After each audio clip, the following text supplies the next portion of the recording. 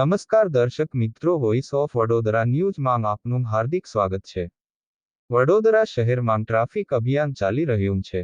સયાજીગંજ ખાતે રિક્ષાઓને ડિટેઇન કરવામાં આવી હતી, જ્યારે વડોદરા શહેરમાં ચાલતી વિટકોસ બસમાં સીટ કરતાં પણ વધારે પેસેન્જર બેસાડવામાં આવે છે, એને પોલીસ દ્વારા અટકાવવામાં આવતી નથી।